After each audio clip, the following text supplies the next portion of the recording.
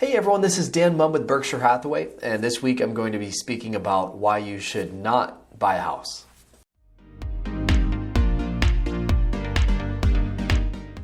Now, before I get started in this topic, you might think, okay, what is wrong with Dan? Has he been drinking? Is he going crazy? Why is he talking about why I shouldn't buy a house? He's a realtor. He makes money when people buy houses. Why would he talk about this? Okay, well, there's a logical explanation. The first thing is that I, as a business person, believe that I don't think it's really healthy to assume that every single person is a good customer for my product. I believe that some people should buy houses and some people shouldn't.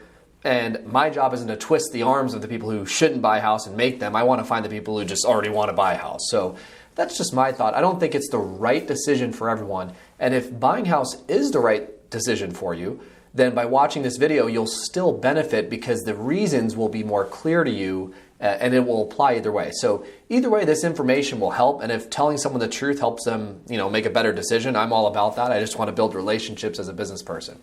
So that's why I'm filming this video today. So why should you not buy a house? Let's start with this. One thing is that real estate is traditionally believed to be a good investment, okay? And anytime there's just things that are thrown out there, we should always question it, right? So is it really a good investment? Well, the reason why it's proposed to be a good investment is because people say, hey, if you just hold it long enough, you just own it, you own a bunch of property, eventually it goes up in value, which is true. The question though is, well, what about inflation? What happens when you factor in inflation? Okay, so basically what that means is if everything gets more expensive over time, real estate does become more valuable, but if everything gets more expensive at a faster rate than the real estate, well then how valuable is the real estate really? How well has it really done for you as an investment? And most of the studies show that when you adjust for the inflation, the appreciation with real estate over the last 30 to 40 years is actually really negligible, maybe just like 1% to 2% a year. So it's nothing great. Now here's how you can beat that. If you're smart and you buy in good locations, then you can really do well with the appreciation. The problem is most people, due to our Great Depression era thinking, tend to look for all the deals. They look for the cheap stuff, the cheap deals. Where can I get the steals? And the problem is when you buy cheap property in bad locations, they don't appreciate as well. And that's when you see this just 1 to 2% a year when you factor out that inflation. So real estate can do well long term with an appreciation, from a standpoint of appreciation, if you buy the right location. So that's one thing. The second thing is there's a lot of what we call capital expenses to owning a home. Okay, capital expenses. What's a capital expense? Or could also be described as deferred maintenance. If you buy a house today, you might say, hey, well, this is way better than renting it because, the costs are similar. Buying and renting is around the same cost depending on your market. And I'm keeping all of the, the equity that I'm building in the house. Makes sense, right?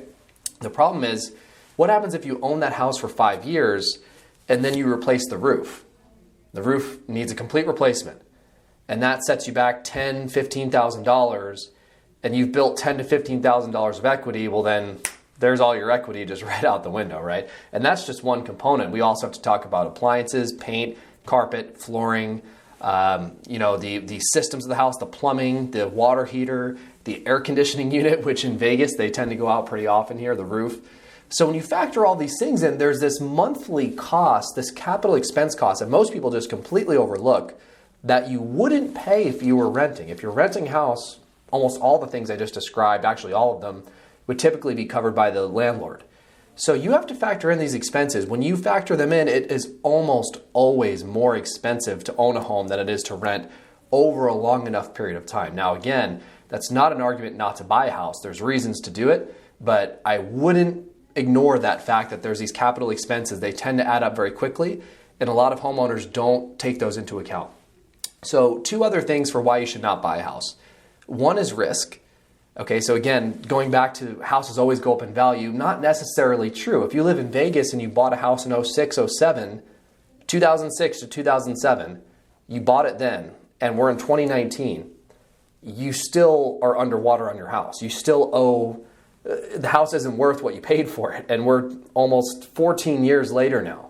right? Now, I know that's an extreme example, but just to blindly assume that your house will always be worth more in the future is definitely not the case. We're 14 years later, and your house is still worth less than what you paid for in most parts of Las Vegas if you purchased at that time.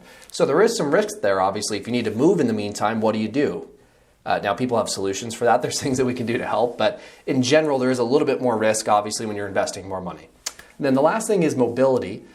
Just in general, our economy has kind of shifted to be more favorable to mobility. So our society is just more transient than it used to be. People are moving more often. They want to be closer to certain things. They want to have more accessibility to certain things. They don't want to be tied and locked into a certain address for a long period of time. There's a lot of factors involved here, but overall society has become more favorable to mobility, or I should say mobility has become more favorable than it used to be. So those are all reasons why you should consider not buying a house.